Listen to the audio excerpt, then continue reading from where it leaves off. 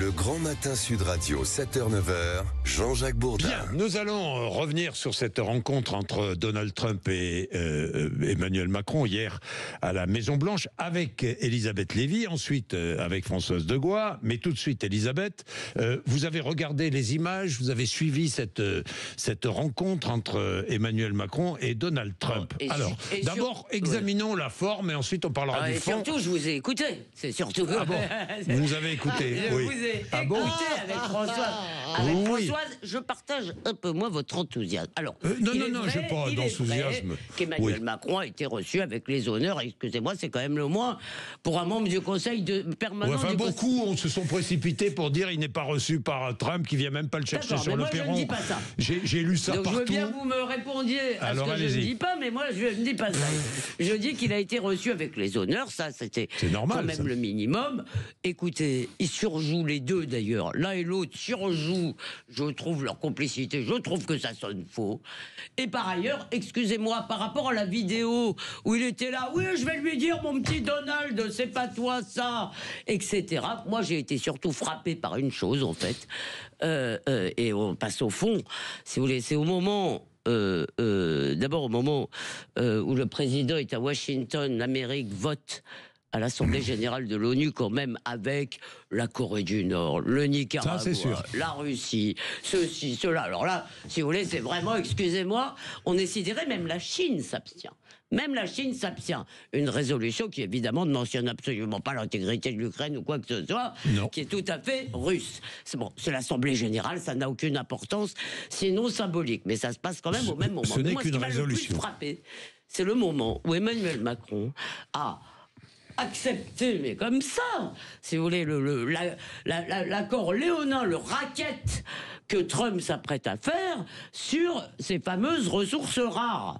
D'ailleurs, finalement, il va peut-être les piquer à la Russie, puisqu'il semble qu'elles sont beaucoup dans le Donbass, en fait, en vérité. Oui, mais pas toutes, mais beaucoup dans le Donbass. C'est un vrai faux sujet, vous avez raison de le soulever, Elisabeth. Je veux bien qu'on aille porter la voix du droit international pour finalement dire cela.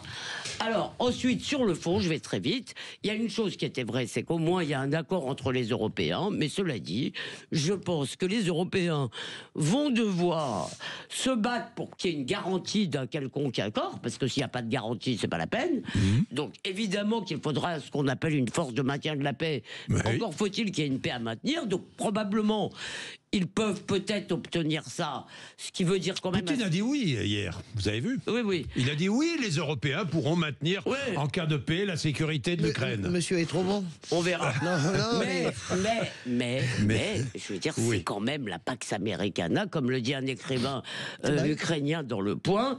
Il dit, vous avez deux machos qui sont en train de s'essuyer sur les pieds sur l'Ukraine. Et l'Europe n'y peut pas grand-chose. Donc, je ne dis pas qu'Emmanuel Macron a eu tort d'y aller. Non, il a eu raison d'y aller, mais ça, c'est pas le souci. Ce sera sans grand lendemain et sans grands effets. Rappelez-vous, dernier mot. Allez-y. Vas-y. Notre-Dame. On s'extasie tous. On dit tous, c'est formidable. Macron, qu'est-ce qu'il est malin. Il a organisé une rencontre entre Zelensky et Trump. Le lendemain, Trump appelle Poutine. Et qu'est-ce qui se passe ? En fait, Trump va faire la paix avec la Russie sans se préoccuper, sans rien demander à l'Ukraine. En gros, c'est tout. Donc le lendemain, il appelle Poutine et il lâche tout, y compris Zelensky. Donc. Alors, deux précisions. Deux informations. La première, c'est que Trump et Zelensky vont se rencontrer. On l'a dit, ce matin. Ça, c'est nouveau quand même. Il reçoit à la Maison-Blanche. À la Maison-Blanche. C'est un vrai sujet. Deuxième chose, parce qu'il faut tout prendre en compte. Deuxième chose, Poutine et Trump vont se rencontrer. C'est confirmé par Donald Trump. On sait pas où encore. Mais c'est quand même aussi très important. Troisième chose, nous verrons bien si Macron a réussi ou pas. L'Europe, dans tous les cas, est revenue un peu au centre du jeu, mais pas seule. Elle est revenue appuyée par un pays dont on parle peu et qui joue un rôle très important en ce moment, c'est la Turquie. C'est la Turquie qui a soutenu les efforts européens pour revenir dans le jeu en estimant que la paix ne peut pas être négociée sans les Ukrainiens et les Européens. Bien. Et dernier point, mais c'est important aussi sur le plan diplomatique, le jour même, le jour de la rencontre, Trump-Macron, vous avez Xi Jinping qui prend la parole et qui dit « Jamais nous n'avons été aussi proches des Russes. Pourquoi? Parce qu'il a peur. Il a peur que Trump attire les Russes à lui et sépare les Russes de la Chine, évidemment. Donc les jeux diplomatiques sont énormes en ce moment. Oui, je suis d'accord.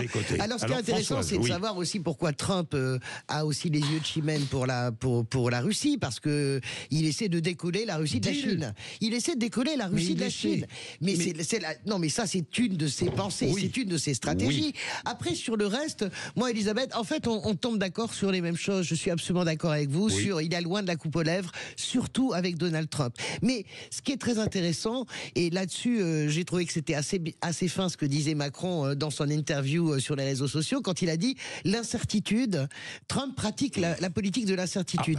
Mais l'incertitude, elle est valable pour tout le monde. C'est-à-dire que si il nous met dans une position d'incertitude, il met aussi Vladimir Poutine dans une position d'incertitude.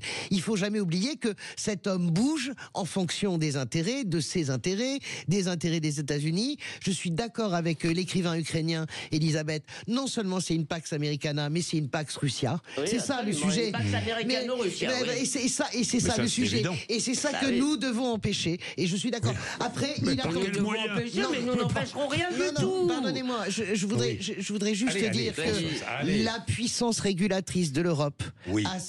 L'Europe, ça n'est pas une petite chose fragile. C'est une chose très puissante. Non, mais attendez.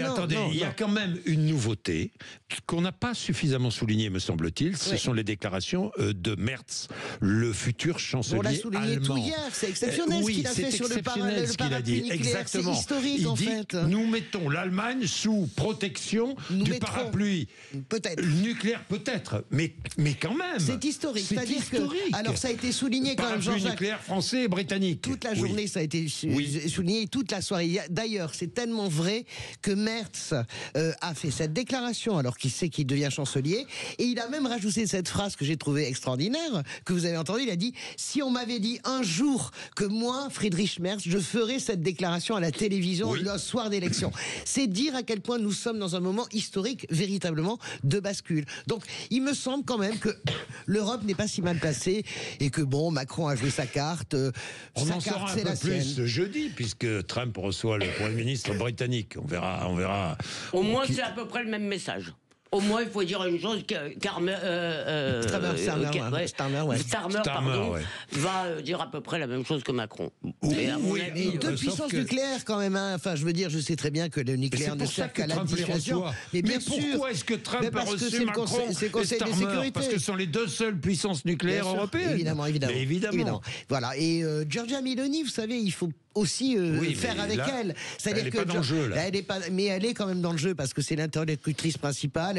L'Italie est en train de nous passer devant en termes industriels devant tout le monde. Donc Meloni, elle a autant d'affinité avec Trump qu'elle a vraiment une position pro-ukrainienne profondément sincère. Ça n'est pas de l'insincérité chez Meloni. C'est pas simplement pour récolter les millions d'euros de la Commission. Bien, il est quelle heure? Il est 8h21. Vous êtes sur l'antenne de Sud Radio. Merci, vous avez votre avis sur la question. Vous le donnez, si vous voulez, 0826 300 300. Je vous mets à l'antenne. Ne vous inquiétez pas. À tout de suite.